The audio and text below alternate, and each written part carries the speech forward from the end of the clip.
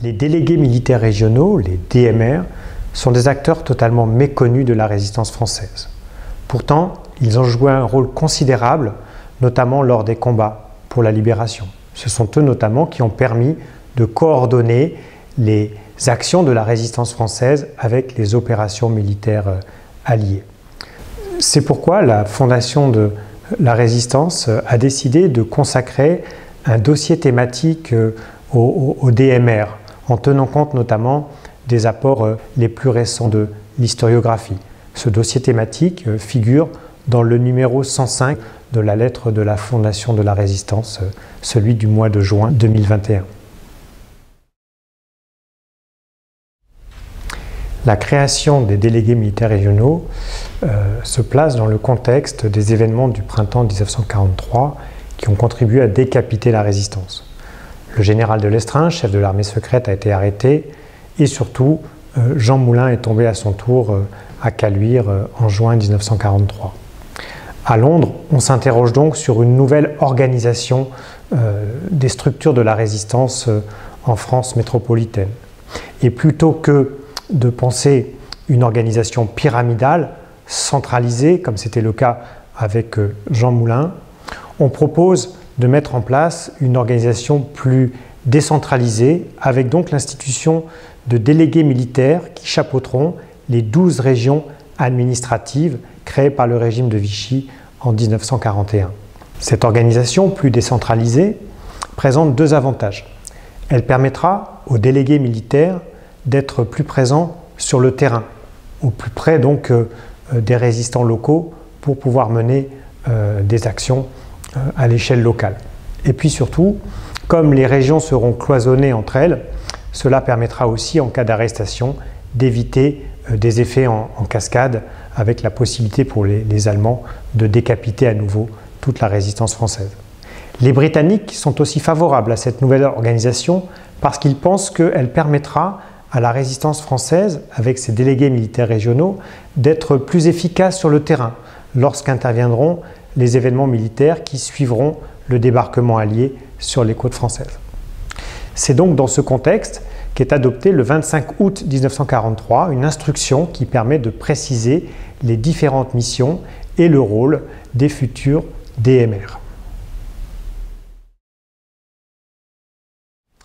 Les personnes choisies pour occuper ces fonctions de délégués militaires régionaux appartiennent véritablement à l'élite de la résistance. Ce sont tout d'abord des personnes qui se sont engagées tôt dans la résistance, en général dans la résistance métropolitaine en 1940-41, avant de rejoindre Londres ensuite en 1942 ou 1943. Ces futurs DMR ont surtout des CV très développés. La plupart sortent des grandes écoles, l'école libre des sciences politiques, l'école polytechnique, l'école des mines.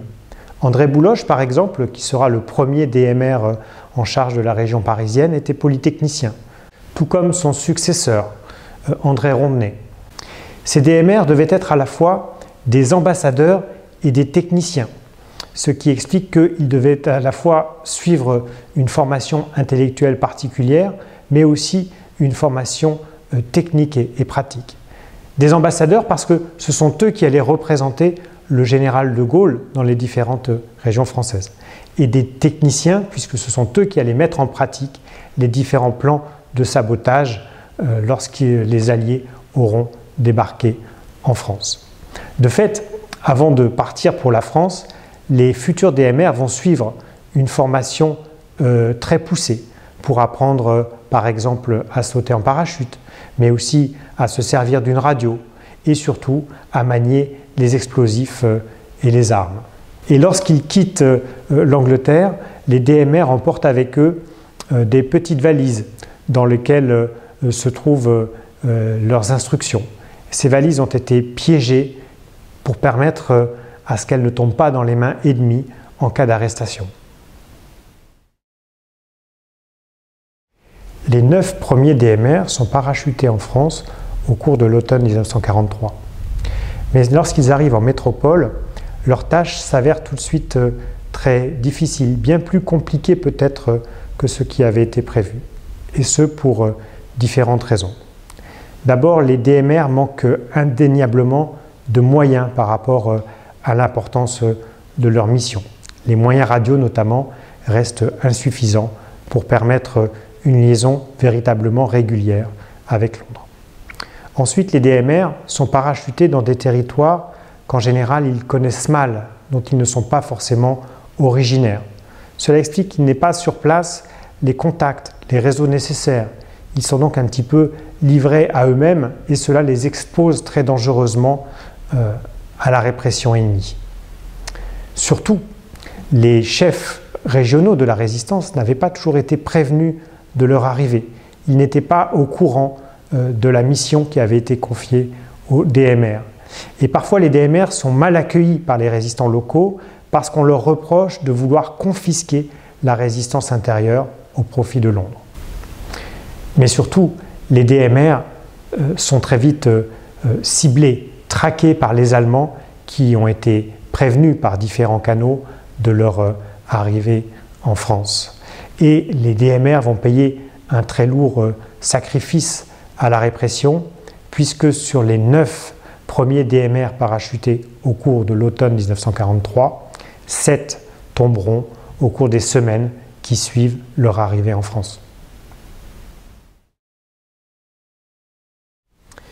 L'institution des délégués militaires régionaux, des DMR, connaît une crise très importante au cours du printemps 1944 du fait des différentes arrestations qui empêchent finalement les premiers DMR d'aller jusqu'au bout de leur mission. Il faut donc envoyer une relève. 9 nouveaux DMR seront parachutés au cours du printemps 1944, ce qui permet de couvrir au moment du débarquement allié, le 6 juin 1944, toutes les régions françaises. Le débarquement allié ouvre la phase des combats pour la libération de la France. Les DMR, dans ce contexte, sont ceux qui vont être chargés de mettre en application dans toutes les régions les différents plans de sabotage qui devaient entraver l'effort de guerre allemand, les communications, les transports de l'ennemi. Et surtout sur le terrain, parce que ce sont eux finalement qui maîtrisent le nerf de la guerre, à la fois les armes et l'argent qui sont parachutés depuis Londres, eh bien les DMR vont s'imposer comme les véritables chefs de la résistance locale. Les DMR ont donc bien joué un rôle important lors des combats de la libération, notamment pour coordonner les actions de la résistance française avec les opérations militaires alliées. Mais ils n'ont pu remplir ce rôle qu'au prix de très lourds sacrifices, puisque sur les 87 DMR qui ont été envoyés en France, 21 ont été victimes de la répression allemande.